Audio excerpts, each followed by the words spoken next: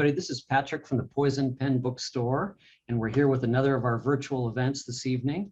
And we're here with our good friend Naomi Hirahara, who has a brilliant new book called Clark and Division. And for those of you who haven't ordered yet, we have a very few signed copies left. Actually, that many. It's been a big sensation. May I add that it is our August historical crime book of the month. And that accounts in fact for the fact that we have virtually sold out. And congratulations to Naomi for such a critical and commercial success. It's been wonderful to watch all the reviews come in, which have been so almost poetic, really. It's been great. Patrick has been a longtime fan of Naomi and has hosted her for other things. And so he's going to leave us, but he's going to come back in and talk to us about some of her earlier work partway through the program. Absolutely. And I'll be watching the Facebook comments. So if you have questions for Naomi, go ahead and put them in and I'll be happy to ask them. And you can stick the buy link if you like, Patrick, in the comments, because not everybody requires a signed book, and we can still actually sell copies of the book. Good old, we might like one. Just regular unsigned copies. We can. That's right. We can do that. Hooray. All right. Have fun. I'll be back. Thank you very much. So you may be asking, what does the title Clark and Division mean? And Clark and Division are actually two streets in Chicago, city in which I grew up, just north of Chicago in Winnetka, and familiar to me for that very reason. But Naomi, I was interested that, and we'll get to the reasons why, but the Japanese community that you write about in this book, it's farther north in the city than I thought. When you mentioned at one point that something was occurring near Navy Pier, I went and looked because I was envisioning somehow that Clark and Division, because I'd forgotten, was more downtown than it was north side. But so I looked it up on a map.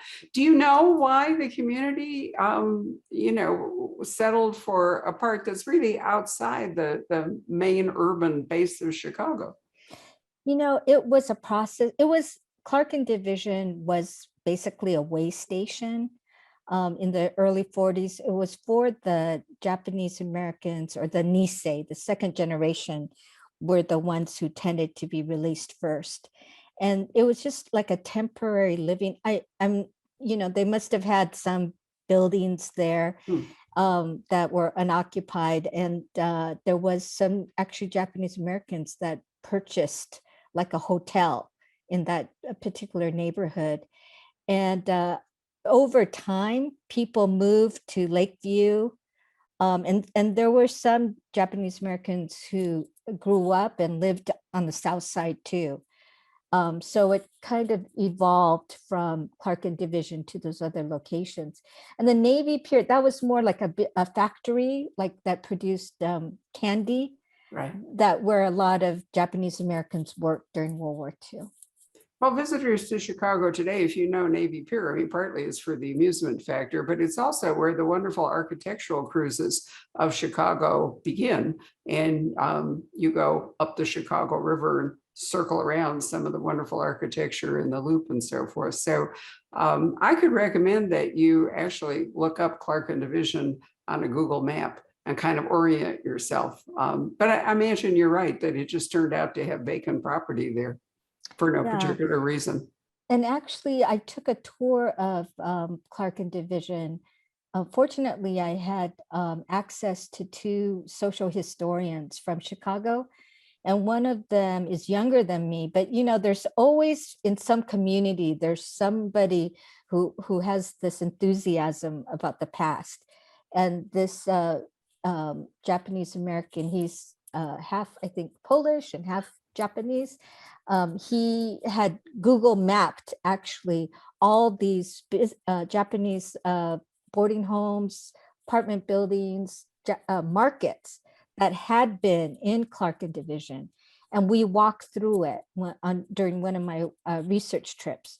But of course, like you were saying in Navy Pier, what was there in 1940s, hardly anything remains today, especially in that sort of neighborhood. Like there's a big like Osco, drugstore. There's a LA Tanning. There is some housing. But the Mark Twain Hotel, which I have in my book, is still there, but it's primarily like SRO housing. But it was still nice to see that there were still like some remnants of what had been in 1940s, which of course helped me to envision myself in that locale at that time.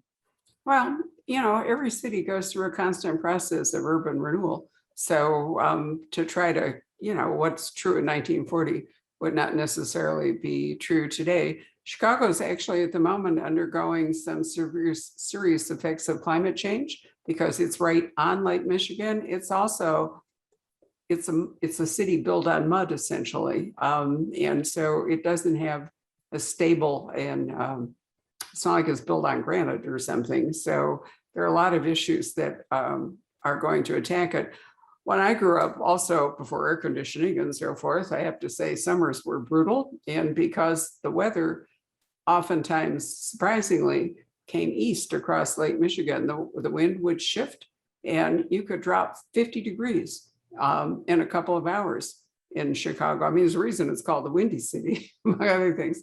So, it must have been a difficult place for people to live in 1940. And I mean, because it's never been all that comfortable up Exactly. until modern heat and air and all the rest of it. And these people came from an uncomfortable place too, either like the deserts or the swamplands of Arkansas. So it was very disorienting. Most of them came from the West Coast, and then, to be displaced into these camps and now into Chicago, which was the #1 destination of Japanese Americans of that time. It went from 400 before World War II to 20,000 by the mid-40s.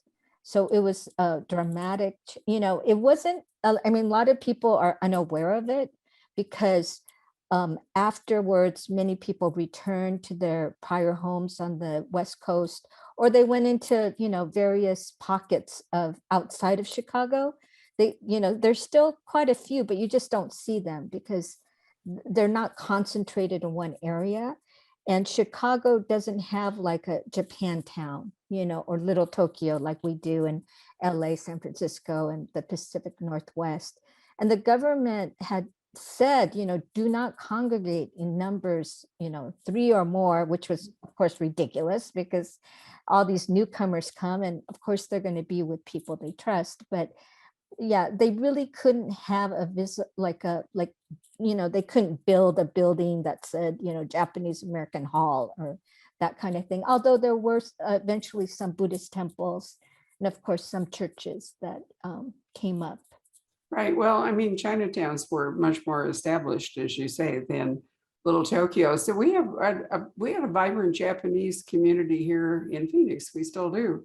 And when I was young and first came to Phoenix to visit, like in 1950, I think my first visit when I was 10, the Japanese flower gardens were one of the great tourist attractions here. And, I mean, I guess Hokkaido today, the Japanese island farthest to the north, has become a major producer of flowers for export. But here, the Japanese gardens were terrific. Unfortunately, as the city has eaten up all the real estate, we've lost the wonderful horse ranches in Scottsdale, and we lost the Japanese flower gardens, and we lost the dairy industry, and to a great degree, the citrus groves that made Arizona's economy in favor of houses, as developers have been so rampant here. But it's a different geography than Chicago, which is more concentrated, whereas here you can just go on forever. Anyway, we're going to talk about Manzanar and so forth, and what happened. They inspire the story, but I have to tell you, Naomi, after I read it, I decided to go back and watch Foyle's War, which is one of the truly great and early on surreal storytelling. Anthony Horowitz, the mystery writer, not only developed Midsummer Murders, but he wrote Foyle's War and is brilliantly cast. But in watching the first 3 episodes, the first episode is about the English deciding in 1940 to intern all the Germans that lived within 5 miles of the English Channel and impose the kind of restrictions on them that you talk about were imposed upon the Japanese. And in the third episode, which I watched last night, it centers in part around an Italian father and son who run a restaurant. And it's right before Mussolini entered the war and Britain declared war on Italy. And tragically, it ends with a mob storming the restaurant and firebombing it and killing the father. And the son, who had enlisted to fight for Britain, Right. really doesn't quite know what to do. So while I am in no way excusing the United States for interning its Japanese citizens, it actually turns out that many countries, in fact, interned what they thought of as enemy nationals for various reasons of security. I guess in the case of America, 2/3 of those who were incarcerated, the Japanese Americans, were actually born in America. They were American citizens. So, you know, like the posters that said, you know, they were telling, I think it said aliens and non-aliens. You know, it's like, what's a non-alien? You know, they were asked to congregate so they could move them to another location. So I think that's, and I think it's like the promise of America. You know, like we believe that, you know, that people come here from all different parts of the world, and we come here, and if you're, you know, especially if you're born here, you're an American, right? So I think that with my book, because it starts off with my lead character, Aki, actually being born, and she's born in Los Angeles. And I think in some ways, I just wanted to take the reader, okay, you're seeing this person's life, and she's born here. She's born in the United States. You are witnessing her birth. And so I think that's one reason why I kind of, you know, it's not like your typical mystery that starts off with a murder, but I think also I wanted to kind of show the arc of this family and to give people a flavor of what their lives were like before World War II. And I think another thing about the Japanese American experience, and my father-in-law falls in this category too, where they drafted, at some point during World War II, Japanese Americans were, quote, allowed to fight for the US Army. And many people were drafted into, they called it the 100th 442nd Regimental Combat Team. And my father-in-law was among them. And he served in Europe and was injured. You know, he had a big, actually there's an Easter egg in the book that I kind of refer to him very briefly, but he had a very big body. So he was in charge of handling the Browning machine gun. So of course that was a big target for the enemy. But anyway, you know, I think by just showing snapshots of all these different people, I wanted just the reader to get a sense of the variety of responses, you know, all these, and many of them were young, their varied responses to their situations. And it's also a contrast too to the Japanese Americans in Chicago who were free, you know, who were not removed from their homes. And in a way for Aki, my character, she's kind of looking at that family and saying, wow, that reminds me of how my life was, you know, and what a weird, you know, contrast for her. Well, I think in the two situations I mentioned in Foyle's War, we were talking about immigrants, that it was German immigrants and it was Italian immigrants. They were not native born. But I also mentioned the geographical factor that, you know, it was I mean, not only were they removing what they thought might be enemy aliens from the South Coast, i.e. on the Channel, because the Nazis were like 30 miles away, but they were also doing a big disinformation campaign in case there was an invasion. I mean, they were tearing down signposts and they were doing all kinds of things. It was a different one. And I think in the case of your family, maybe the West Coast was a bigger target for removing people for strategic reasons than Chicago, which was in the middle of the country, although Chicago certainly was a major port and major industrial hub. So I'm not sure that that rationale works. But, you do pose an interesting question. What rights do a citizen have?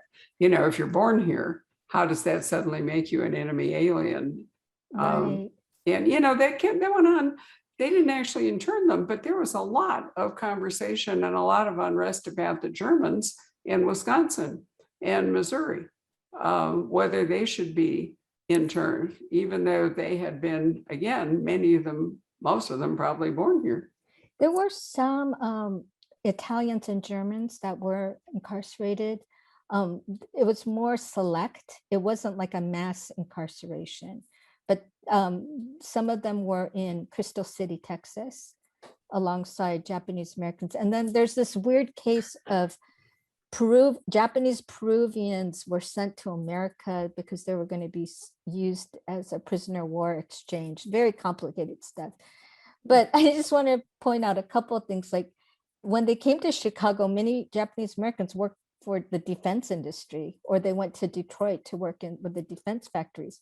So it's like another case of these strange, it doesn't, if these people are a threat, why are you having them, build weapons or whatever? It doesn't quite jive. And I guess the other one is in Hawaii, where Pearl Harbor was dropped. There wasn't this mass. I mean, there's so many Japanese Americans, but there wasn't that same kind of mass incarceration. So I think for us, it makes us question, like, why, as well as many Japanese Americans in California were like, they took care of the salad, they grew vegetables. They, like you were saying, they were feeding, they had much success, and they were fishing, their fishing industries are very robust. So I think some people felt like, was this also one of the motivations? Was it to take over what we had built over this time period? So, I don't really address that in the book so much, but yeah, but that's an observation that. Yeah. Well, there's, a certain amount of hysteria. There's a certain amount of xenophobia. There's a certain amount of greed. I mean, certainly if you want to look at the treatment of Jews in Europe, a lot of it, especially in France, was inspired strictly by greed, and the French wanted to take over, the riches, so to speak, of the Jewish community, and this provided them with an excuse. So wartime is, unfortunately, I mean, in one sense, it's a time for people to come together and be heroic and, work as a team and all the rest of it. But on the other hand, there's some really bad things that can happen in wartime under the guise of patriotism or whatever. But, what's interesting about your book, Naomi, is that the way through the story, to talk about these big events is to talk about a personal journey. And, it becomes your way into the story is to talk about Aki and her family and her sister. So why don't you tell us a bit about them and tell us about Manzanar, where it was and what role it played as a camp. So as I mentioned, we start off with Aki's birth, but her older sister Rose is center stage. So you don't even know of Aki's name until a few pages in. So it kind of symbolizes the relationship that Aki is always in the shadow of her older sister, who's much more social and confident and, very attractive. So the family, and the two parents are immigrants, although the father is a successful produce manager, but he's still, an immigrant. And so when they're moved, when the announcement comes that Japanese Americans must, leave the West Coast, they go to Manzanar, which is in the Owens Valleys. It's at the foot of the Sierra Nevadas, and in some ways it can be hauntingly beautiful, but on the other hand, and I've gone there many times, I actually helped to work on the visitor center. Manzanar has become a National Historic Site, so there's some interpretive exhibitions, and there used to be actually gardens like on the property, and they're starting to rebuild that. And it gives you kind of a sense of what it was like. So on one hand, the inmate, the incarcerees, they try to beautify what they had, which is quite poignant. Um, there was an orphanage within Manzanar, so all the uh, Japanese American orphans were all, throughout the West Coast, were all sent to Manzanar in an orphanage. And some of the seniors, some of the older men who were like nurserymen, they called on their friends to send plants and things. So they created like gardens there. And that's another thing that I wanted to mention. I mean, there were people like neighbors who were like white, Mexican, Black, who did help Japanese Americans during this time. And what was interesting about Chicago was there was more intermarriage. I mean, and a white person couldn't marry like a Japanese person on the West Coast because there was laws against that. But in Chicago, there wasn't. So it's kind of, again, a very kind of interesting contrast. And within the story too, one of Aki's love interests, there was an interracial marriage. And so, so she's kind of her world, and she's working at the Newberry Library, which is, of course, of it, a beautiful reference library. And actually one of my older friends, she was an activist. She actually fought for Manzanar to be a historic site. So she was released from Chicago to Wisconsin, but couldn't find work and went to Chicago, and she worked at the Newberry. And she had commented in an interview, she has since deceased, but had said that it was a positive experience for her, and to work in like an interracial, kind of environment it kind of opened her eyes. And my friend, my tour guide, when we were on Clark and Division, because Newberry is very close, right? And I was just so impressed. I was naive, I was ignorant. I didn't know, I was unaware of the Newberry stature, and it's just a lovely building. And then when you walk in, and I was and her name was Sue, my friend, and I was going, I just was wondering, like, to go from this Owens Valley, this very, stark, area where the dust blows in, and suddenly you're plopped down in this beautiful, reference library to work. I mean, it must have been quite a culture shock for her. I'm sure it was. I should also mention that the war induced what's called the Great Migration, which was that enormous number of African Americans came from the South to Chicago and Detroit to work. And so it wasn't just a Japanese community that Chicago was absorbing. There was a lot of movement during the war for various communities, and certainly even in the troops, they may have had like a Japanese division, but they also had a Black American division, and the Native Americans. Again, interesting questions of citizenship. We are very proud of the Navajo Code Talkers, for example, who are almost all gone now, contributed to the war effort. So the military was another place where there was segregation, and there was mixed and trying to absorb different groups to make things work. I thought, Rose is clearly a major character leading your story in addition to Aki, but I felt very much for Aki and Rose's father, who, was one of those immigrant success stories that had risen to a really decent job, decent income. He'd made it to like middle-class America. And for him, being sent to, Manzanar and thrown out of work and thrown all of that was hugely traumatic. And he was older and therefore going to be less able to adapt. And I thought you did a wonderful job portraying him. I felt so much for him while I was reading the book, even though, he's not the focal point of the mystery element of the story.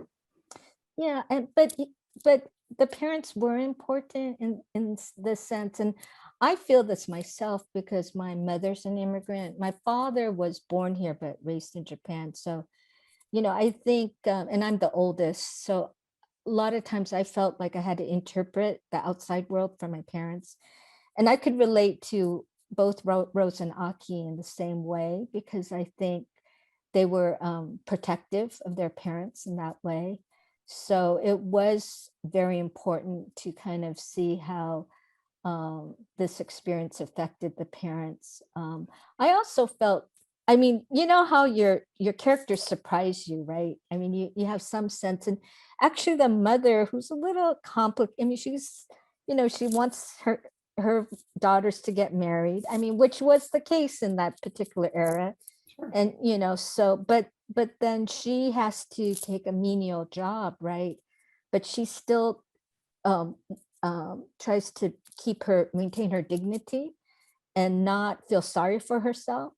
And I didn't expect that from the mother. I'm just going, oh, okay, so she's not gonna gripe about cleaning a barber shop or whatever. And and she expects respect from her daughter, even though she's doing this kind of menial labor.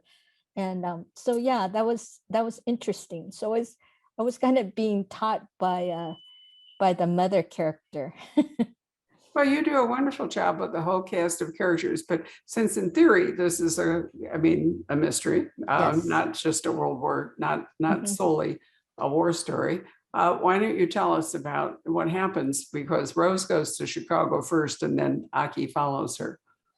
So the Aki and the parents follow, and then something traumatic has happened. So it's up to Aki, the younger sister, to find out the truth. And she has to also carry her parents through this traumatic period. And I think that's why I love our genre of the mystery genre, because I think because something traumatic has happened, um, Aki can't run away from their situation. I think if everything was all right with their family in Chicago, she could just concern herself with, social life. I mean, she still socializes with people her own age, but I don't think she would be faced with kind of like the starkness, and she wouldn't also um, be in being in dark places where a young woman wouldn't go, like to gambling halls. I mean, there were certain realities of the Japanese experience in Chicago. What actually interested me in making it into a mystery was I had found a document by this group called the Chicago Resettlers Committee, and it was in the mid 40s. And they were just bemoaning the delinquency in the community. They were saying there's babies being born out of wedlock, there's abortions, which were illegal at the time, there's a stick-up man there, and there's a sexual maniac who had assaulted many Nisei women. So for me as a mystery writer, when I also do history too, but when I saw that, it kind of appealed to my mystery side, and I go, that would be so interesting. Because I too had no idea that those kind of crimes were taking place, because it wasn't something that people like to talk about. So when I went to the oral histories, I had to kind of read between the lines, and people would kind of say, oh yeah, there were fights between people, there was some gang activity, but they were downplaying it. So that's why I thought, for me being a mystery writer, I could go into those gaps, those places. I knew things had happened, but people weren't willing to talk about it. And through my imagination and just, being a human being, you just imagine yourself in that situation. Most of the people who were in Chicago in the early 40s were young, because since they were American citizens, they were let out, they had to pass a loyalty test and all that. So they were in their mid 20s. So of course, just like any other people, you get a bunch of young people together and they're that were confined, and suddenly they're released in the #2 notorious city of Chicago. Of course, it's not a surprise they're going to get into trouble. So for myself, I thought it was a great way to kind of funnel, like all the various issues that were going on, and funnel it through like one person's quest to find out the truth of what had happened to her sister. I didn't want to get too much into the details of the mystery, but No, I yeah. understand that. And, Chicago, Evanston, which is the first north suburb of Chicago, was the home of the Women's Christian Temperance Union, which was greatly responsible for the passage of prohibition. And prohibition is, in fact, what enabled organized crime to really flourish in the United States. And Chicago was certainly an epicenter of it. I mean, most people know that Al Capone, for example, was a gang boss in Chicago, and that flourished during the Great Depression. So, Chicago was a rough city for these people to come to.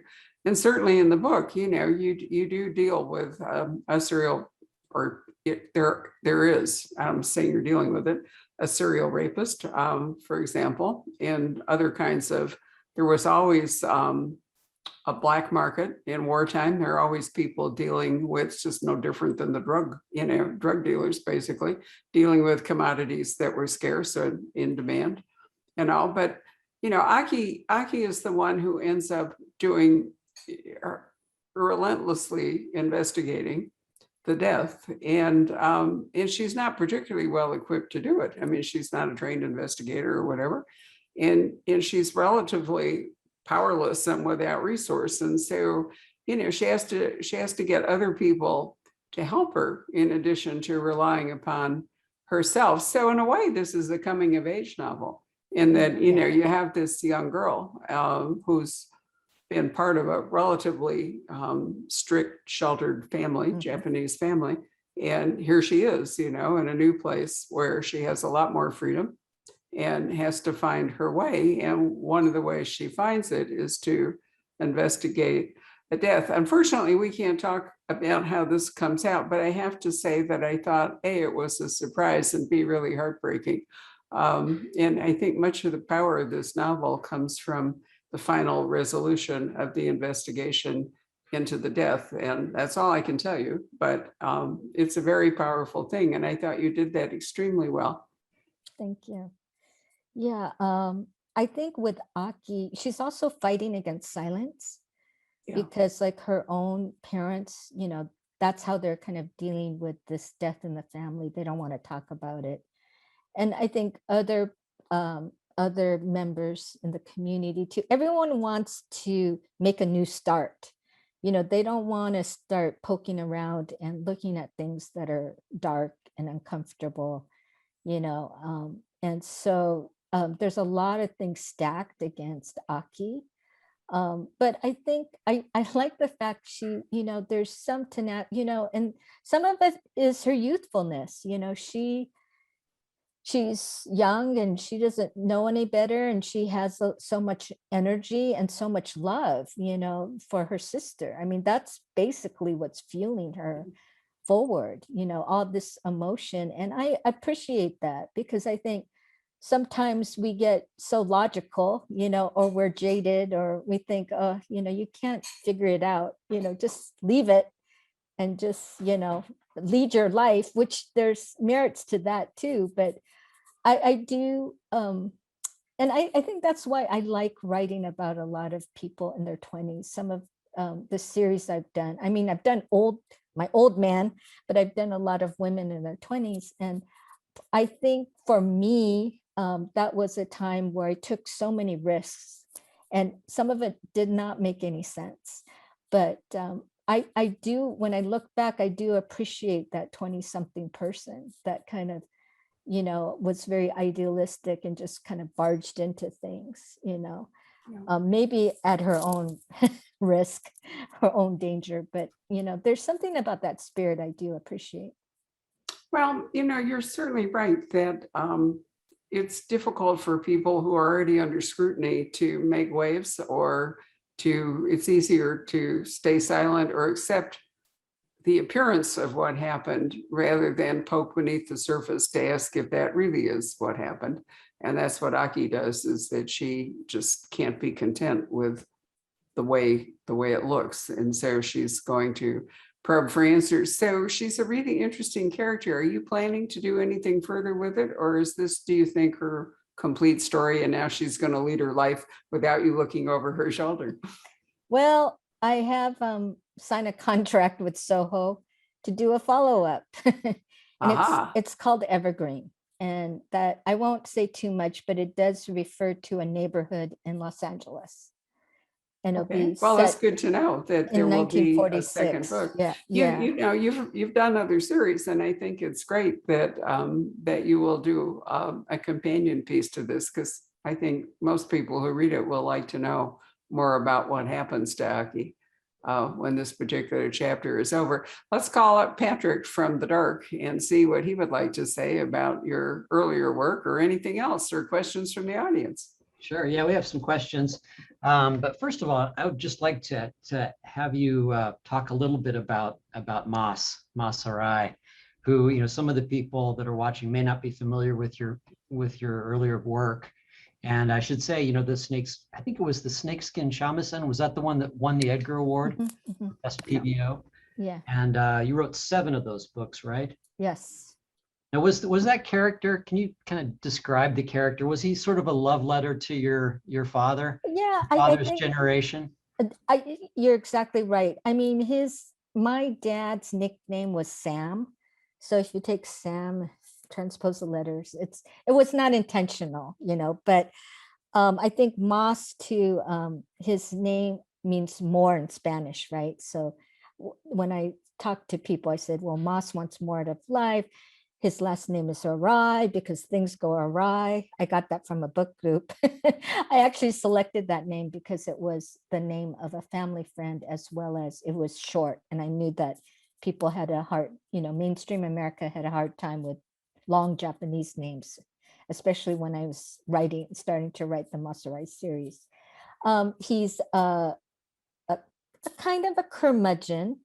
I remember that there was someone from South Yarmouth, Massachusetts, who had sent me one of my first quote fan letters. I think it was to my AOL address, and said Mas is a curmudgeon or something like that, but I really miss him. That was after the first book. And I go, whoa, this is the big difference between fiction and nonfiction, that people kind of start to get attached, especially to an amateur sleuth.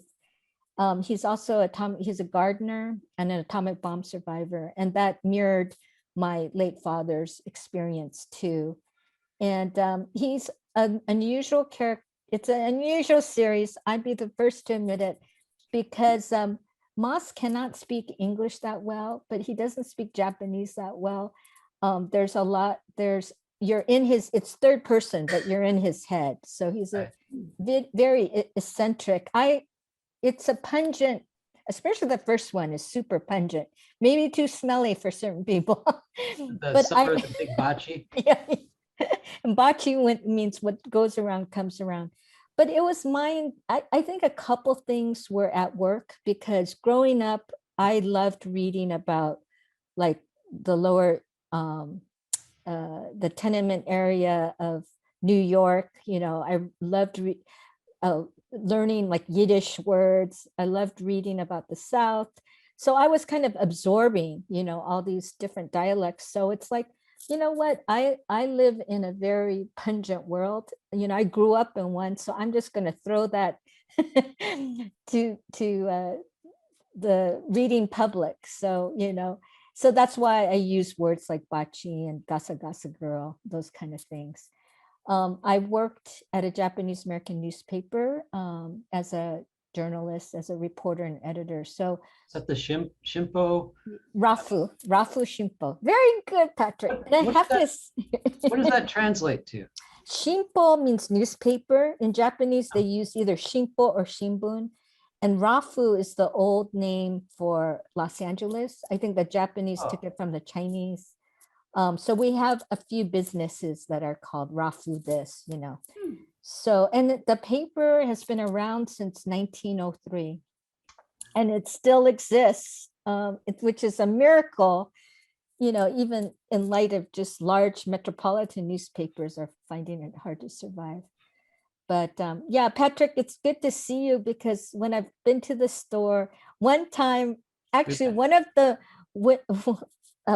women who attended is part of the Tanita family, which is they grew a lot of produce in the Phoenix area. And we all We went to the Cherry Blossom Noodle Cafe that one night.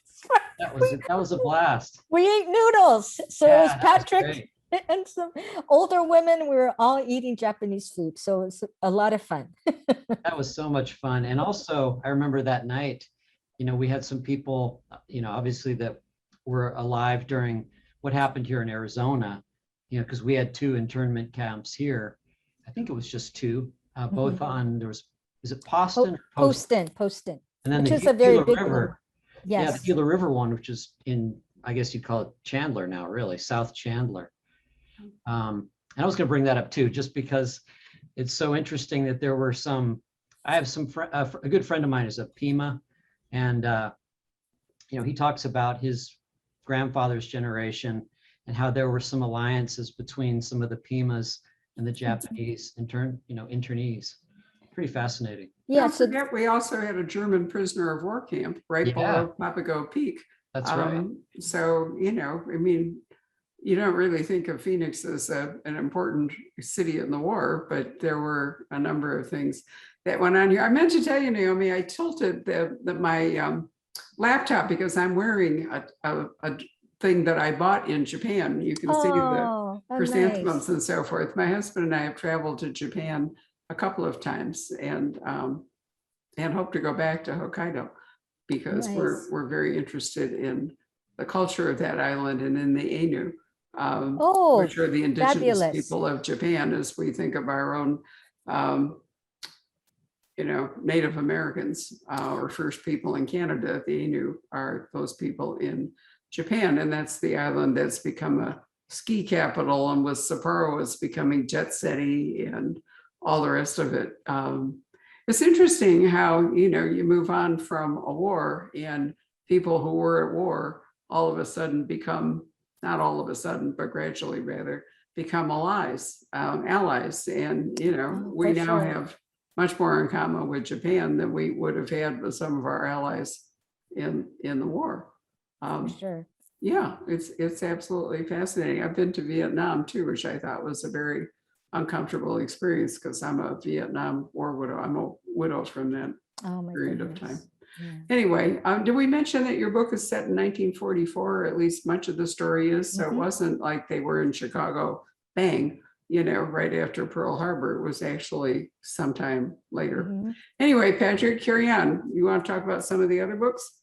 Yeah, it's funny though that I wanted to ask you, I know you've written at least, a handful of nonfiction work, including, collecting some of these oral histories of the people. I'm assuming that really inspired you to write this book, this novel. We're collecting some of those, is that right? Some of that was more organic, just friendships, because I just knew there were so many.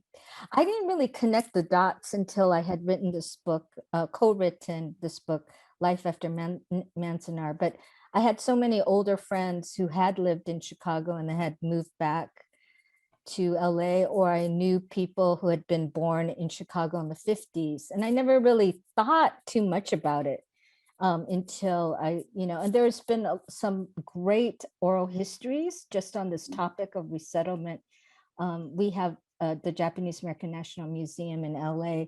And actually all of those interviews are available online. So in the back of the book, I have a bibliography, for people to, if they're interested in the facts and the history, they could kind of look at it. And I really am happy with this book too, because it has a map, Soho does such a great job with the maps. It's just really, the ARC doesn't have it, unfortunately. No, it doesn't. I was just looking at it again because I had to find a map. Yeah, and there's my social historian tour guide friend. he was the one who made sure that, all the spots were in the right place, which I appreciated. Well, that's good news for readers because a map will really help you understand what's going on in Chicago. Well, you've also written about Terminal Island too, which is a fascinating place on all sorts of different levels. Yeah, I think Al Capone was actually, he landed up in the federal penitentiary there on Terminal Island. But yeah, that was a fishing colony before World War II. And I just loved working on that project. A lot of my nonfiction project also involves the use of old photos. So I think that probably helps me as a novelist to kind of imagine what it was like for these people at the time. But yeah, and it's great. It's also kind of interesting to deal with different subcultures. Like the fishermen are different, they're real rough, right? Because I think being a fisherman is one of the most dangerous, when you're doing that being a commercial fisherman, one of the most dangerous occupations, around. So they're putting their life on the line. And so their attitudes are very different than let's say, a flower grower. So it's been really informative for me and important because the watershed years for Japanese Americans were about, the World War II. That generation is pretty much, if you were alive, you're in your 90s, right? So I feel good that I was able to participate in kind of preserving that history, for the future generations. And now, like through my imagination, again, I could look at the areas where there's, dot, dot, dot, like people not quite sure what happened here. And then I could dive in and kind of do my own interpretation, which, but still try to remain historically accurate. Right. As well. And so the final Masarai book was called Hiroshima Boy, right? And what happened with Moss? Did he just age out on you? Well, it was an homage to my father. So I was really concerned. I wanted it to end well. And, the publishing world, as we all know, especially for someone who writes like a cozy, well, it's not cozy, but it's a traditional mystery, you don't really have control a lot of times. So I wanted to make sure, that thematically it made sense. And I did age Moss, so at the end of the last book, he's 86 years old. And it was really important for me to take him to Hiroshima. So that's where it ends. Yeah, and it actually came out in Japan last week. Really? The Japanese translation. Yeah, so I'm really eager I'm starting to get feedback from people in Japan or people here who've read it. And yeah, and they said that the translator used Hiroshima dialect and so it's really well translated. Wow. So yeah, I'm really excited. I'm really excited about that. And so he obviously was a survivor. Your father and Moss was a survivor of the atomic blast, but I think I read that your maternal grandmother wasn't so lucky. Is that right? My maternal grandfather. Grandfather, excuse me. Yeah. Can you talk a little bit about your other two kind of related series? There was the bicycle cop. What was her name again? Ellie Rush, like Ellie Rush. That was my attempt to do a pun. Yeah, Ellie Rush. And then Leilani Santiago. Right. Actually, their worlds they're related. Right. Their grandmothers are sisters, but they don't, I haven't put them together at this point. But Ellie Rush is a bicycle cop. And like I mentioned earlier, these two protagonists, female, are in their 20s.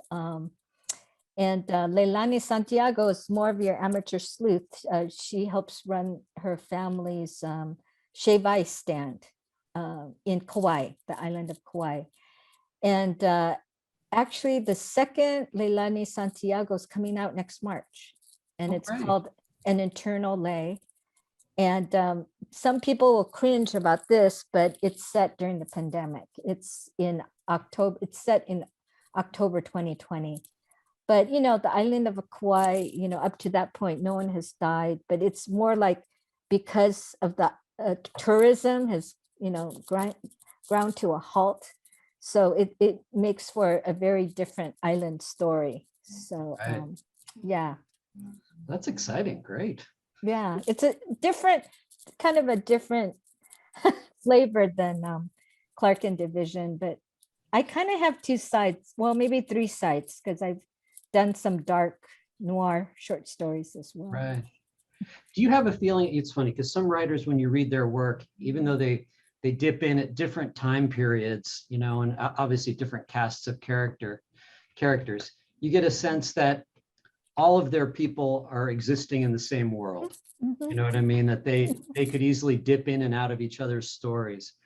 Do you think that way, or is that too esoteric? No, in this parallel universe, and I've already done Easter eggs, and only the very faithful, which maybe is like one person, has come up to me, because I've also written a middle grade book for younger readers, and I've mentioned I placed Moss's best friend Haruo in that book, and one reader said, "I noticed, is this?" And I go, "You're right." And Moss appears in an Ellie Rush book, The Grave on Grand Avenue. So I think I'm going to put in this evergreen, I'm going to put an Easter egg from probably one of Moss's best friend, who's a World War II vet named Tug, because they were around in the 1940s. So I might plant one there, and just see who can pick it up. Why not? My grandfather on my mother's side, my mom's family's from LA, and my grandfather, who's died really young, he was an LAPD cop back in the 40s and 50s. And my mom, as a little girl, has memories of the blackouts that they would have all over LA during that time. It's endlessly fascinating city. It is. Let me get to some of these questions. I don't want to neglect these people. Yeah, Christina says, can you talk about some of the names you chose for your characters and how you came about those names? I had a really hard time with Aki's name. Rose was the oldest daughter, the older sister. I wanted to use Rose for years. And I think I've had some close older friends named Rose. Someone asked me if I named her Rose because of Tokyo Rose, and that wasn't it. I think part of it is I'm from Pasadena, we're like the Rose Parade and, Rose Bowl. So I have affinity for that name. And with Ak, the younger sister, I was thinking of Dorothy, Dot, I was just, and it was like, and I get a lot of names from my friends, from people I like, basically. And I have at least two friends who have a name like Aki that I like. And I just thought, yeah, Aki means fall. And it seemed appropriate that she would have a Japanese name, like different from her older sister, So, and then the other names, a lot of them were named after my mother's friends, like Chio and Tomi. The fun, I know a lot of Nisei use weird nicknames. So I knew I need to throw some weird nicknames in there. So that's how Hammer got in there. I personally knew people, like there's a guy named Wimpy in our community. Our newspaper also had obituaries. And then I noticed one time there was a woman, they would write her name on the headline, and her nickname was Porky. And I was going, what woman would want to be known as Porky? But it was just like, somehow, I don't know if it's referring to the cartoon or what, but yeah. So yeah, so that was important to me to have a few nicknames in there. It's funny how affectionate, in Spanish language families, gorda and gordo, Yeah. for your kid. It's a little fat kid, and it's Yeah. a term of endearment. Let's see. Arlene says, number one, did you know from the beginning how Aki's character would develop, or did that happen as your writing progressed? And number two, is the book's title, was the book's title always Clark and Division? Let's see, or was it meant as a symbol and memorial to this period in American history? I'll start with the second question. I put, I actually was going to, I had read in doing some research that they called Clark and Division Yabo Town, when Yabo is like kind of like it kind of a slang for not so good, or kind of yeah. So I was thinking about that and I was going, no, that is not, no one's gonna resonate with that. And I wanted it to be very specific to that neighborhood, because just as we just talked, Barbara, about Chicago, I mean, there's so many fascinating parts of Chicago. There's the South Side, and there's long history and race relations. And I'm this writer in Los Angeles, and I wanted to be very specific because I can't deal with the whole breadth of Chicago. No. And because this particular neighborhood, nobody really knows that much about it, I go, well, maybe this is my opportunity to kind of paint, give this some color. And obviously, and also because there's nothing remaining there, nobody. And it's funny, Eric, my guide, because his grandparents had lived in Clark and Division, and they did not want to talk about it. It was really like a dark period. So I guess maybe for me, it was like because sometimes when you're an outsider, you can have more freedom to kind of look into a specific area. So that's what I did. I liked, I don't know, like Clark, to me, evokes to me Lewis and Clark and some kind of adventure, and division, just, referring to the lines that separated people. So that's what it made me think. And I wanted people to know that, I am going to be talking about a very, distinct neighborhood. With Aki, I knew she was that she was going to be in the shadow of her sister. My editor, Juliet Graham, she had to really take me to task after the first draft, because there was a lot of things that I wasn't articulating. And some of that was because Aki, just because of her circumstance, because of her birth order, because of her personality, she wasn't like spelling out how she felt in every second. She wasn't, I mean, she was sensitive, but she had just learned to at least not openly show, all the sensitivity that was inside of her. Some of it was for her self-preservation, because like growing up during that time, sometimes people weren't that accepting of her because of her ethnicity. So it was protective, this protective sheen that she kind of wore. And it's when you write a character like that, it's kind of like, how do you unearth those things that she herself has repressed, and I think some of that is even within me. So that's why I had to take even a deeper look into myself and kind of take that out. So there was psychological work that kind of happened.